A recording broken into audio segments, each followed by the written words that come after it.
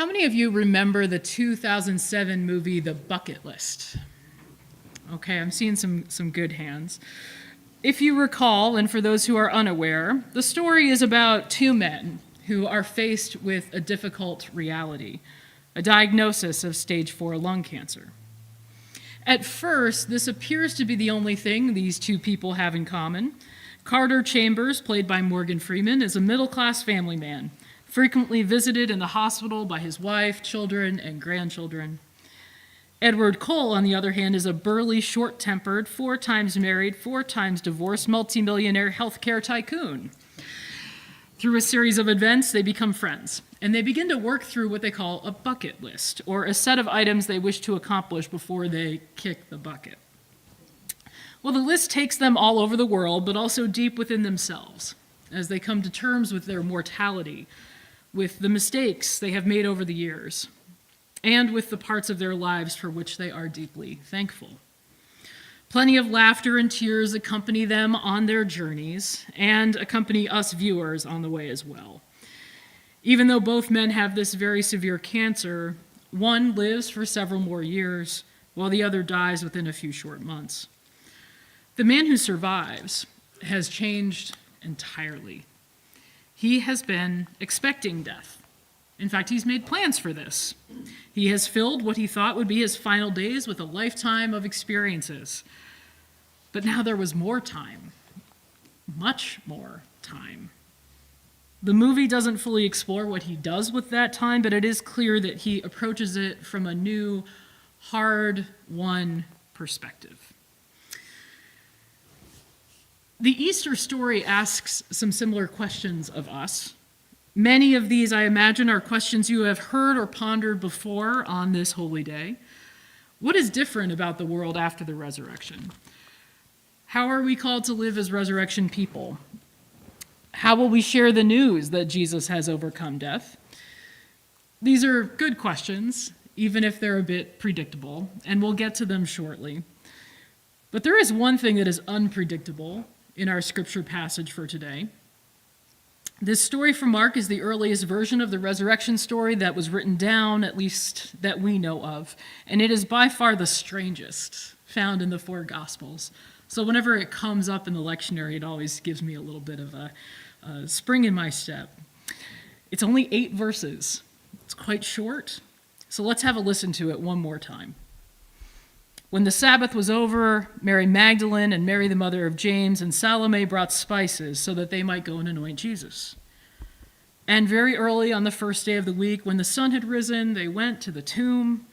They'd been saying to each other, "Who will roll the stone away for us from the entrance of the tomb?" But when they looked up, they saw that the stone, which was very large, had already been rolled back. As they entered the tomb, they saw a young man dressed in a white robe sitting on the right side, and they were alarmed. But he said to them, "Do not be alarmed. You're looking for Jesus of Nazareth, who was crucified. He has been raised. He is not here. Look, there is the place where they laid him, but go, tell his disciples and Peter that he's going ahead of you to Galilee. There you'll see him just as he told you." So they went out and fled from the tomb, for terror and amazement had seized them. And they said nothing to anyone, for they were afraid. And as Elmer Fudd would say, that's all, folks. There are a few verses, full caveat here, there are a few verses added on in the book of Mark known as the alternate ending, but it is widely understood in scholarly circles that Mark intended to end the story right here. So they went out and fled from the tomb. Terror and amazement had seized them, and they said nothing to anyone, for they were afraid. Not only does the story end there, not only does the chapter end there, but the entire book of Mark ends there too. They were afraid. Close chapter, close cover. No nice fairy tale ending, no wrapping things up in a bow or with a little aha moment that sermonizers like to bring about for their audience. There is none of this. There is no beautiful realization like in the bucket list. There is no publishing company or movie studio today that would allow for an ending like this. People in such mediums want their audiences to feel good, right? It's Easter. We have flowers. We have a gorgeously decorated sanctuary. Many thanks to Nina and to Grace for that. Seriously, it's gorgeous. It's lovely. This is a holy day. Joy should carry it, right?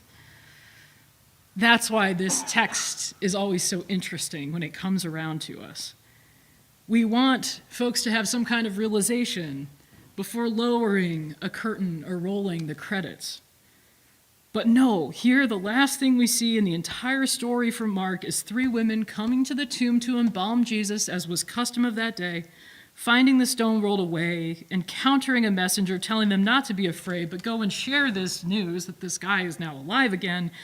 And instead, these 3 women are seized by terror and amazement, and they flee, and they say nothing to anyone. Happy Easter.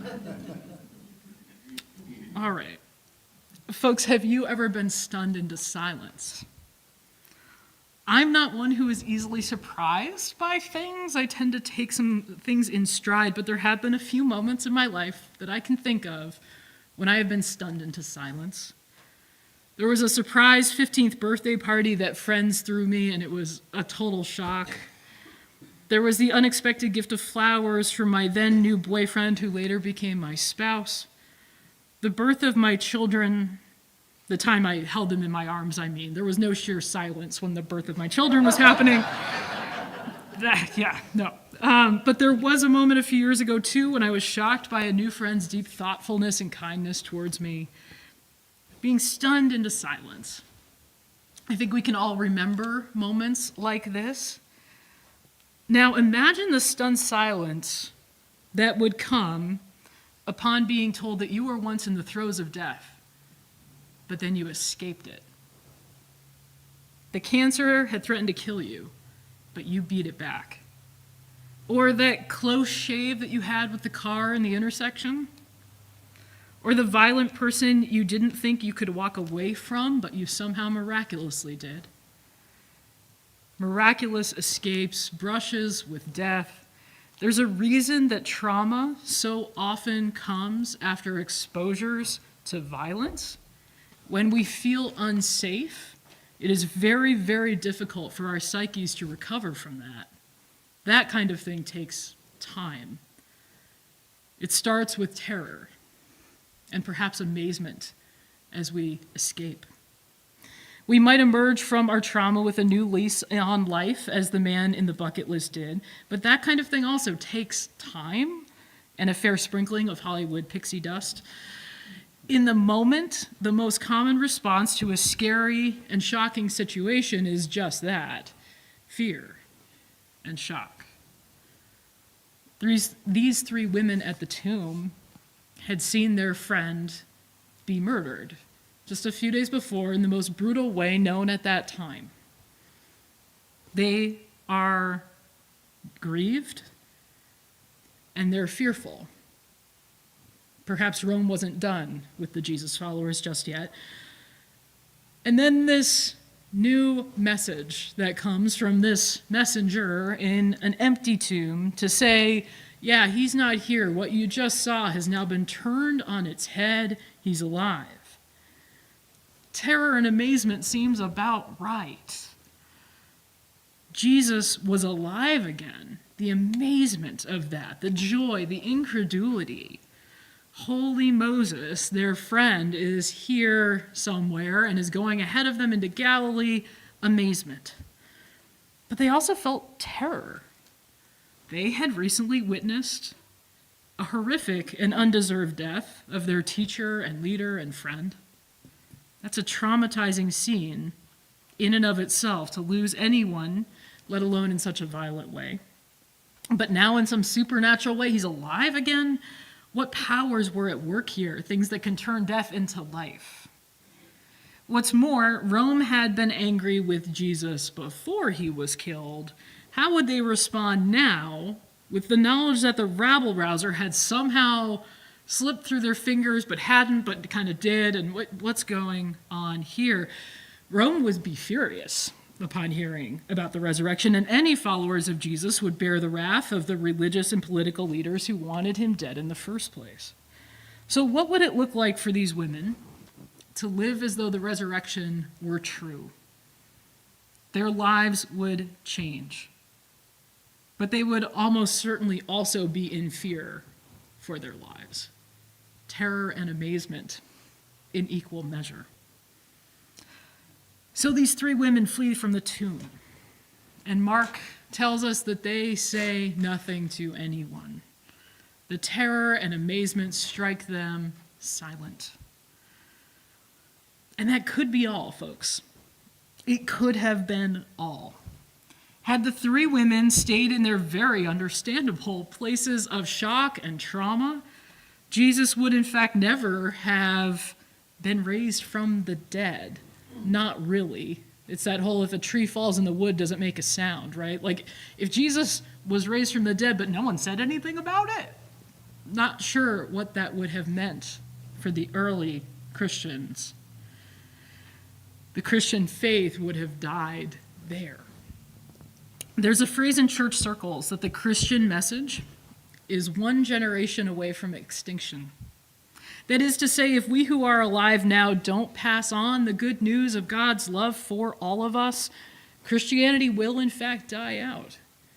The burden is on us as witnesses to bear witness to what we have seen and heard and experienced ourselves. It's fascinating, actually, that God put so much of this on our shoulders. Mark's ending to the story is so abrupt, and it asks the question, okay, now what, church? How about you? Will you flee and hide from this truth about the world? Or once you get a moment to catch your breath at the amazing news that this is, will you live as though Jesus were really alive? As though the resurrection really is true for all of us? With the way Mark ended his story, that question is left lingering in the air, and it filters down to us today. Will fear get the final word, beloved of God? Or will you let God continue to write the story? Will you take your place in the story that has no end, that is in fact eternal? Of course, eventually the story does get out, like all good stories do. The secret is spread all over the countryside, and it's written down and spreads even farther. Now there is nary a place on this entire globe that has not heard of the resurrection story of Jesus the Christ. It rarely strikes us silent anymore. The terror and amazement of the empty tomb has eroded significantly over the centuries. Our lives are not in danger for saying, hey, Jesus is alive. We can flower crosses on the front lawn so that we can be an outward presence to the community without fear of repercussion. We here in the United States risk far less than those three women if we say we believe in the resurrection and if we try to model our lives accordingly.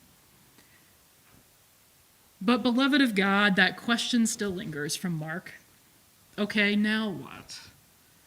The three women did share the story eventually. And the truth is, we had a terminal illness, and we now have been given an eternal reprieve. It's as though we approached our tomb expecting death, only to find that stone rolled away and life calling out to us instead. That is terrifying, actually, and it's also pretty darn amazing. What if we lived as though the resurrection were, in fact, in all of its terrifying amazement, 100% true, not just for us, but for the entire world, this broken and weary and hurting world?